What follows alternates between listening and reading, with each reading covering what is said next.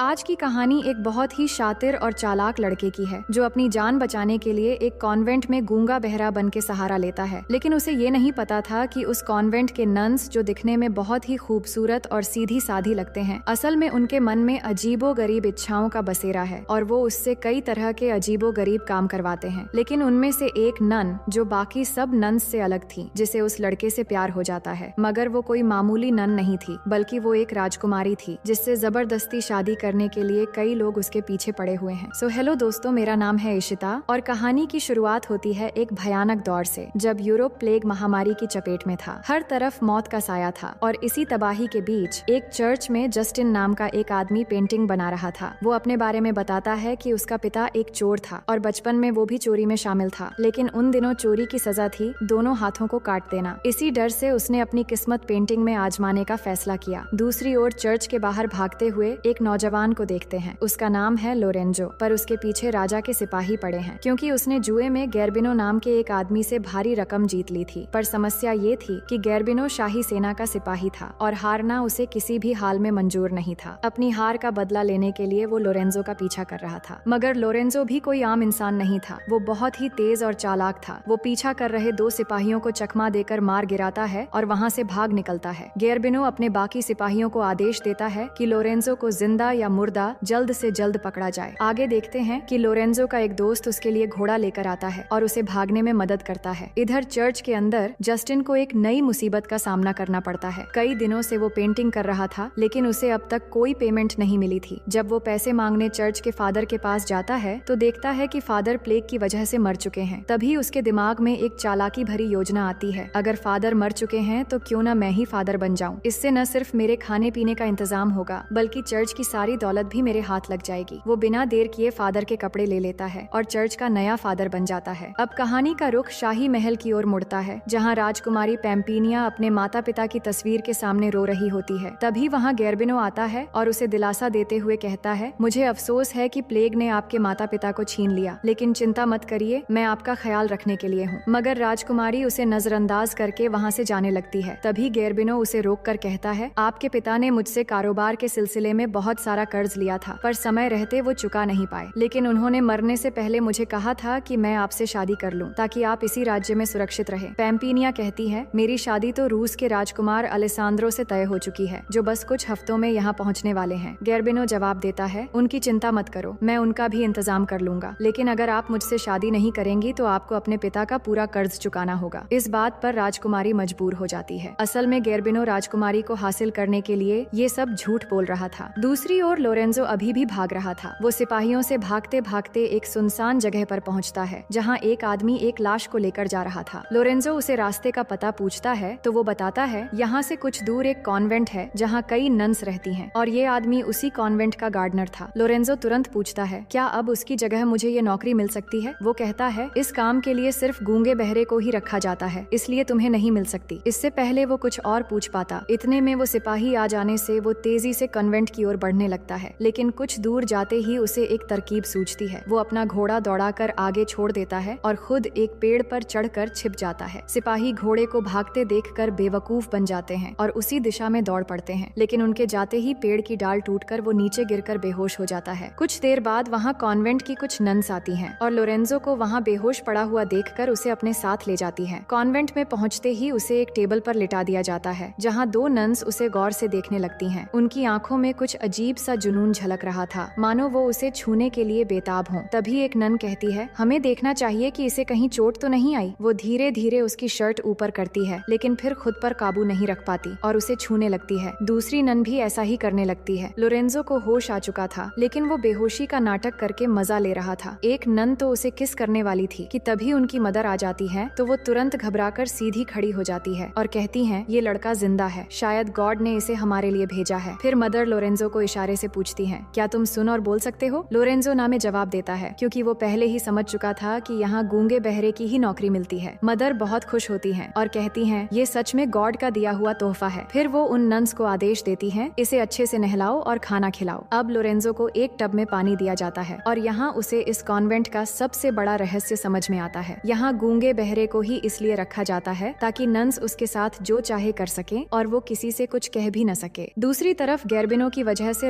राजकुमारी Pampinea काफी परेशान थी, इसलिए वो अपनी 2 सहेलियां एलिसा और सिमोना को चर्च बुलाती है और साथ ही उनके बॉयफ्रेंड बोरिस और विनाडो भी होते हैं। राजकुमारी अपनी सहेलियों से कहती है, मुझे तुम्हारी मदद चाहिए। गेर्बिनो मुझ पर दबाव डालकर मुझसे कर्ज के बहाने जबरदस्ती शादी करना चाहता है, लेकिन मेरे पिता ने मेरी शादी पहले ही रूस के राजकुमार अलेसांद्रो से तय कर दी थी। वो बात कर ही रहे थे कि अचानक गेर्बिनो वहाँ पहुँच जाता है और गुस्से में कहता है, यहाँ क्या हो रहा है? प्रार्थना करने की कोई जरूरत नहीं, सब अपने घर जाओ। फिर वो तलवार निकालकर बोरिस और विनाडो को धमकाता है और उनकी गर्लफ्रेंड्स को वहाँ से ले जाने को कहता है। तभी चर्च के ऊपर से पेंटर जस्टिन की आवाज आती है, ये गॉड का घर है, यहाँ कोई खून खराबा नहीं होगा, और सबको यहाँ से जाने के लिए कहता है। तो फादर की बात सुनकर सब वहाँ से चले जाते हैं। अब पैम्पिनिया की सहेलियां सोचती हैं कि उसे किसी सुरक्षित जगह भेजना होगा ताकि राजकुमार के आने से पहले वो गेर्बिनो के चंगुल से उसे बचा सके। वो प्लान बनाती है कि उसे वहाँ पास के ही एक गांव के कॉन्वेंट में छिपा दिया जाए, जहाँ राजकुमारी की एक और महल भी है। फिर जब सही समय आएगा तो उन्हें वही महल में ले जाया जाएगा जहाँ उसकी और राजकुमार की शादी होगी। अब प्लान के मुताबिक अगले दिन पैम्पिनिया को उस कॉन्वेंट में भेजने का फैसला करते हैं और बाकी लोग फादर जस्टिन को साथ लेकर बाद में महल की ओर निकलने का फैसला करते हैं ताकि फादर उनकी शादी करा सके। लेकिन उन्हें नहीं पता था कि जिस कॉन्वेंट में वो राजकुमारी को भेजने वाले हैं वहाँ का माहौल कुछ और ही था। अगले सीन में घोड़ा गाड़ी राजकुमारी को लेकर कॉन्वेंट पहुँचती है, लेकिन ये वही कॉन्वेंट है जहाँ लोरेंजो पहले से ही गूंगा बहरा बनकर छुपा हुआ था। राजकुमारी के कॉन्वेंट पहुँचने पर 2 नन्स उसे अपने जैसे कपड़े पहनाने लगती हैं। तभी उसकी नजर लोरेंजो पर पड़ती है और वो पूछती है कि ये लड़का कौन है। तो नन्स मुस्कुराते हुए बताती हैं, ये हमारा गार्डनर है, ये बहुत ही नेक दिल लड़का है, मगर सुन और बोल नहीं सकता। लोरेंजो के बारे में ये सुनकर राजकुमारी को उस पर दया आती है और वो उसे मन ही मन पसंद करने लगती है। इसी बीच रूस का राजकुमार अलेसांद्रो अपने सैनिकों के साथ राजकुमारी के महल पहुंच जाता है। गेर्बिनो से मिलते ही वो उसे पैम्पिनिया का पिता समझ लेता है और कहता है, मैं रूस का राजकुमार अलेसांद्रो हूँ, आपकी बेटी पैम्पिनिया से शादी करने आया हूँ। ये सुनकर गेर्बिनो गुस्से से जवाब देता है, मैं ही राजकुमारी का होने वाला पति हूँ, अपना सामान बांध और यहाँ से चला जा। ऐसा स्वागत देखकर अलेसांद्रो भी अकड़ में कहता है, मैं इतने दिन सफर करके ये सुनने नहीं आया कि तुम मेरे राजकुमारी से शादी करने वाले हो। राजकुमारी से शादी तो मैं ही करूंगा। फिर महल से बाहर निकलते ही अलेसांद्रो को राजकुमारी का एक खास आदमी मिलता है जो उसे एक पत्र देकर कहता है, राजकुमार, आपकी शादी एक दूसरे महल में होगी। राजकुमारी अभी पास के गांव के एक कॉन्वेंट में छिपी हुई है और आपके आने का इंतजार कर रही है। ये सुनकर अलेसांद्रो तुरंत अपने सैनिकों के साथ उस गांव की ओर निकल पड़ता है। दूसरी ओर 2 नन्स लोरेंजो के कमरे में खाना लेकर आती हैं और कहती हैं कि हम जानते हैं तुम सुन और बोल नहीं सकते, हम चाहते हैं कि तुम हमारे साथ वैसे ही सर्विसिंग का काम करो जैसे पहली बार आने पर तुमने उन दोनों नन्स के साथ किया था। तो लोरेंजो भी उनकी बात मान लेता है और अपना काम शुरू कर देता है। उधर एलिसा और सिमोना अपने बॉयफ्रेंड्स और बाकी सबको लेकर जंगल के रास्ते महल की तरफ आ रहे होते हैं, पर रास्ते में जब उनकी बग्घी आगे निकल जाती है तो पीछे से 2 लड़कियां आकर बोरिस और विनाडो को इशारों से बुलाने लगती हैं। तो दोनों अपने गर्लफ्रेंड्स को छोड़ के उनके पीछे पीछे जाते हैं। फिर वो लड़कियां उन्हें एक तबेले में ले जाती हैं। अंदर जाते ही दोनों की नीयत खराब होने लगती है और वो लड़कियां भी उनके साथ गलत काम करने लगते हैं। कुछ देर बाद सिमोना उनको ढूंढते हुए वहाँ पहुँच जाती है और उनकी हरकतें देखकर उन्हें डांटते हुए मार मार कर वहाँ से ले जाती है। इधर शाम होते ही लोरेंजो को 2 नन्स अच्छे से नहलाती हैं क्योंकि मदर नन ने उसे रात के डिनर के लिए इनवाइट किया था। फिर उसे मदर नन के कमरे में ले जाया जाता है। पैम्पिनिया उसे ले जाते हुए देख लेती है और अब तक वो समझ चुकी थी कि यहाँ क्या चल रहा है, पर ये देखकर उसे जलन होती है क्योंकि वो धीरे धीरे लोरेंजो को पसंद करने लगी थी। अगले दिन लोरेंजो गार्डन में कुछ देर काम करने के बाद अपने कमरे में आता है और धीमी आवाज में गाना गाने लगता है। तभी राजकुमारी पैम्पिनिया खाना लेकर पहुँचती है और उसकी आवाज सुन लेती है, मगर वो उसे समझने नहीं देती और चुपचाप खाना रख देती है। लोरेंजो को आदत पड़ चुकी थी कि हर दिन कोई न कोई नन उसके लिए खाना लेकर आती है। वो राजकुमारी का नकाब हटाने की कोशिश करता है, लेकिन राजकुमारी उसको रोक लेती है और कहती है, तुम मुझे ऐसे नहीं देख सकते। इसके बाद राजकुमारी उसकी आंखों पर पट्टी बांध देती है। फिर अपनी नकाब हटाकर धीरे से कहती है, मैं हर रोज तुम्हें देखती हूँ और तुमसे प्यार भी करने लगी हूँ, लेकिन उन नन्स की तरह नहीं, बल्कि उन सब से बहुत अलग। इतना कहकर वो उसे प्यार से किस करती है और वहाँ से चली जाती है। अब लोरेंजो सोच में पड़ जाता है कि ये कौन सी नन थी जो मुझसे इस तरह प्यार करने लगी है, पर वो भी मन ही मन उससे प्यार कर बैठता है। दूसरी ओर राजकुमारी पैम्पिनिया के दोस्त जंगल के रास्ते एक जगह आराम कर रहे होते हैं। जस्टिन कहता है, मैं जंगल के रास्ते वहाँ पहुँच जाऊंगा, तुम लोग गाड़ी और सामान लेकर रास्ते से आ जाना। उधर राजकुमार अपने सिपाहियों के साथ राजकुमारी को ढूंढते हुए जंगल से आ रहा होता है, पर रास्ते में गेर्बिनो के सिपाही उन्हें घेर लेते हैं और तीर से उसके सारे सिपाहियों को मार डालते हैं, लेकिन राजकुमार किसी तरह जान बचाकर भाग निकलता है। काफी दूर जाने के बाद वो एक तालाब के किनारे रुकता है और यही कहीं रास्ते में राजकुमारी के दोस्त भी होते हैं। इस तालाब में राजकुमारी की सहेली एलिसा पहले से नहा रही थी। पानी पीते वक्त राजकुमार की नजर उस पर पड़ती है तो वो पूछता है, तुम कौन हो? एलिसा मुस्कुराते हुए जवाब देती है, मैं एक दुल्हन हूँ जो अपने दूल्हे का इंतजार कर रही है। राजकुमार कहता है, मैं यहाँ की राजकुमारी पैम्पिनिया से शादी करने आया हूँ। मैंने उन्हें कभी नहीं देखा पर उनसे बेहद प्यार करता हूँ। एलिसा उसकी बात सुनकर झूठ कहती है कि मैं ही पैम्पिनिया हूँ और तुम मुझे ही ढूंढ रहे हो। इसके बाद वो राजकुमार के पास जाती है और उससे चिपकने लगती है। राजकुमार उसे देखकर पागल हो जाता है और उसकी बातों पर यकीन कर लेता है। दूसरी तरफ पैम्पिनिया को देखते हैं जो अब शादी के लिए अपने महल जाने वाली थी, लेकिन इससे पहले वो मदर को सब कुछ बता देती है कि लोरेंजो कोई गूंगा बहरा नहीं है। कल मैंने उसे गार्डन वाले घर में गाना गाते सुना था। ये सुनकर मदर घबरा जाती है क्योंकि अगर ये बात किसी को पता चली तो बहुत मुश्किल हो जाएगी। जिसके बाद मदर जाकर लोरेंजो को धक्के मार के कॉन्वेंट से बाहर निकाल देती है। कुछ देर बाद देखते हैं पैम्पिनिया की महल से एक आदमी आया है उसे ले जाने के लिए और वो जा रही होती है। लोरेंजो उसे जाते हुए देख के पूछता है, तुम कहाँ जा रही हो? क्या तुम मुझे भी अपने साथ ले जा सकती हो? असल में लोरेंजो पैम्पिनिया को एक राजकुमारी की तरह जानता है, लेकिन पैम्पिनिया यहाँ नन बनकर रह रही थी ये लोरेंजो को नहीं पता था। पैम्पिनिया जानती थी कि लोरेंजो को कॉन्वेंट से बाहर निकालना ही सही होगा, इसलिए वो उसे भी अपने साथ ले जाती है। नेक्स्ट सीन में दोनों महल पहुँचते हैं तो लोरेंजो राजकुमारी को शादी की बधाई देता है और वहाँ से निकलने की सोचता है, लेकिन राजकुमारी उसे रोककर कहती है कि तुम शादी तक रुक सकते हो, अभी यहाँ पर कोई भी नहीं पहुँचा है। फिर आगे देखते हैं महल के अंदर दोनों बातें कर रहे होते हैं तो राजकुमारी लोरेंजो से पूछती है कि तुम शादी कब करोगे? लोरेंजो कहता है कि मैं उसी से शादी करूंगा जिसने मुझे पहली बार किस किया था। दरअसल वो राजकुमारी के बारे में ही बात कर रहा था क्योंकि उसे ये पता नहीं था कि उसे किस करने वाला कोई और नहीं बल्कि राजकुमारी पैम्पिनिया ही थी। लोरेंजो आगे कहता है, वो एक नन की तरह मेरे पास आई थी पर मैं उसे देख नहीं पाया, लेकिन फिर भी मैं उसी से ही शादी करूंगा क्योंकि मैं उससे प्यार करता हूँ। राजकुमारी ये सुनकर बहुत खुश होती है। अब बात करते करते दोनों गार्डन में जाते हैं जहाँ राजकुमारी कहती है, तुम उसे कैसे पहचानोगे? उसने तो तुम्हें सिर्फ किस किया था तो तुम कैसे उसे महसूस करोगे? लोरेंजो जवाब देता है, मुझे यकीन है कि एक न एक दिन में उसे जरूर मिलूंगा। उसकी बातें सुनकर राजकुमारी धीरे धीरे उसकी ओर बढ़ती है और कहती है, तुम अपनी आंखें बंद करो और मुझे महसूस करो, शायद वो एहसास तुम्हें मिल जाए जो उस लड़की में थी। वो असल में उसे याद दिलाना चाहती थी कि किस करने वाली लड़की वो खुद थी, लेकिन जैसे ही दोनों किस करने वाले थे तभी गेर्बिनो वहाँ पहुँच जाता है। राजकुमारी उसे देखकर डर जाती है और लोरेंजो से भाग जाने को कहती है, लेकिन लोरेंजो जानता था कि गेर्बिनो कौन है। वो उसका सामना करने आता है और दोनों के बीच जबरदस्त लड़ाई शुरू हो जाती है। लेकिन इस लड़ाई में गेर्बिनो लोरेंजो को मारने ही वाला था कि तभी राजकुमारी बीच में आ जाती है और कहती है, अगर तुमने इसे मारा तो मैं तुमसे कभी शादी नहीं करूंगी। ये सुनकर लोरेंजो चौंक जाता है और हैरानी से पूछता है, तुम इस बुढ़े से शादी करने वाली हो और क्या यही तुम्हारा राजकुमार है? इसके जवाब में पैम्पिनिया कुछ नहीं कह पाती। इसके बाद गेर्बिनो लोरेंजो को कैद कर देता है। अगले दिन देखते हैं कि राजकुमारी और गेर्बिनो के बीच बातचीत होती है। राजकुमारी शर्त रखती है, अगर तुम्हें मुझसे शादी करनी है तो लोरेंजो को छोड़ना होगा। गेर्बिनो मना कर देता है तो वो कहती है, अगर तुमने उसे रिहा नहीं किया तो मैं तुम्हारी कभी नहीं बनूंगी और इस कुएं में कूदकर अपनी जान दे दूंगी। इससे गेर्बिनो मान जाता है और लोरेंजो को आजाद करा देता है। फिर आगे देखते हैं कि जस्टिन फादर बनकर प्लान के मुताबिक राजकुमारी की शादी कराने के लिए महल में पहुंच जाता है। तो शादी से पहले दूल्हा दुल्हन की कन्फेशन होती है जिसमें राजकुमारी फादर से कहती है कि मेरी शादी जबरदस्ती हो रही है, मैं लोरेंजो से प्यार करती हूँ और उसी से ही शादी करना चाहती हूँ। और फादर को कुछ सोने के सिक्के देकर प्लान बनाती है और कहती है, लोरेंजो को नहीं पता कि मैं ही उसका प्यार हूँ, लेकिन मुझे यकीन है कि वो मुझे फिर से बचाने जरूर आएगा और राजकुमार भी यहाँ जल्द ही पहुँच जाएंगे, इसलिए उनके आने तक कैसे भी करके शादी में देर कर देना। दूसरी तरफ गेर्बिनो के दो आदमी लोरेंजो को कैद से निकालने के बाद एक जगह ले जाकर उसे पीछे से मारने वाले थे, लेकिन उससे पहले लोरेंजो दोनों को मारकर बेहोश कर देता है। इतने में घोड़ा लेकर राजकुमार वहाँ पहुँचता है और लोरेंजो से पूछता है, राजकुमारी पैम्पिनिया की महल कहाँ पर है? तो वो रास्ता बताकर पूछता है कि तुम महल क्यों ढूंढ रहे हो? वो कहता है, मुझे राजकुमारी को बचाना है। ये कहकर वो जाने लगता है। ये सुनकर लोरेंजो भी एक तलवार लेकर महल की तरफ निकल पड़ता है। महल में दिखाया जाता है कि राजकुमारी और गेर्बिनो की शादी शुरू हो चुकी है और जस्टिन भी फादर बनकर उनकी शादी कराने वाला है, लेकिन प्लान के मुताबिक शादी में देरी करने के लिए जस्टिन गेर्बिनो से अजीब अजीब सवाल करने लगता है ताकि राजकुमारी को थोड़ा और वक्त मिल जाए। इतने में राजकुमार वहाँ पहुँच जाता है और गेर्बिनो के सैनिकों पर हमला कर देता है। इसी बीच लोरेंजो भी पहुँचता है और गेर्बिनो के सारे आदमियों को मारना शुरू कर देता है और दोनों मिलकर बहुत देर लड़ाई करने के बाद गेर्बिनो के सारे आदमियों को मार गिराते हैं। वही राजकुमार गेर्बिनो को मार मार के उस कुएं के पास लेकर जाता है जहाँ पहले से ही लोरेंजो खड़ा होकर ये सब देख रहा था। वो कहता है कि ये शिकार मेरा है और मैं ही इसे मारूंगा। जिसके बाद लोरेंजो और गेर्बिनो के बीच लड़ाई शुरू हो जाती है, मगर इस लड़ाई में लोरेंजो गेर्बिनो पे भारी पड़ने लगता है और आखिरकार लोरेंजो उसे मारकर कुएं में गिरा देता है, जिससे वहीं पर उसकी मौत हो जाती है। इसके बाद बाद राजकुमार मदद के लिए लोरेंजो को शुक्रिया कहता है और दोनों की दोस्ती भी हो जाती है। इसके बाद राजकुमारी वहाँ आती है तो राजकुमार उसके पास जाकर कहता है, मैं तुमसे शादी करने के लिए आया हूँ। लेकिन राजकुमारी कहती है, मैं तुमसे शादी नहीं कर सकती क्योंकि मैं किसी और से प्यार करती हूँ। ये कहते हुए जब अपने चेहरे से कपड़ा हटाती है तो राजकुमार उसे देखकर कहता है कि तुम तो मेरी पैम्पीनिया नहीं हो। इसी बीच राजकुमारी की सहेली एलिसा वहाँ आ जाती है, जो खुद को पैम्पीनिया कहकर राजकुमार के साथ जंगल में मिली थी। राजकुमार एलिसा को देखकर कहता है कि वो रही मेरी राजकुमारी, मैं इसी से ही शादी करूंगा क्योंकि मैं उससे प्यार करता हूँ। इसी बीच लोरेंजो यहाँ से जाने लगता है। राजकुमारी को जैसे ही ये पता चलती है तो वो भागते हुए बाहर जाकर उसे रोकती है और पूछती है, तुम कहाँ जा रहे हो? तुम मुझे इस तरह अकेले छोड़कर नहीं जा सकते हो, और अपने प्यार का इजहार भी कर देती है। ये सुनकर लोरेंजो कहता है, राजकुमारी आप बहुत ही खूबसूरत और नेक दिल हो और आपसे शादी करने वाला इंसान बहुत ही खुशनसीब होगा, लेकिन मैं उसी लड़की को ढूंढने जा रहा हूँ जिसे मैं प्यार करता हूँ और मैं उसी से शादी करूंगा। राजकुमारी पैम्पीनिया कहती है कि तुम्हें कहीं जाने की जरूरत नहीं, तुम बस अपनी आंखें बंद करो। जिसके बाद वो ठीक उसी तरह लोरेंजो को किस करती है जैसे उसने पहली बार की थी। लोरेंजो की आंखें खुलती हैं और उसे एहसास होता है कि वो लड़की कोई और नहीं बल्कि राजकुमारी ही थी। ये देखकर उनके दोस्त भी बहुत खुश हो जाते हैं और इस तरह कई मुश्किलों के बाद सबको उनका सच्चा प्यार मिल जाता है और इसी के साथ कहानी यहीं खत्म हो जाती है। तो दोस्तों, मैं उम्मीद करती हूँ कि ये कहानी आपको बेहद पसंद आई होगी।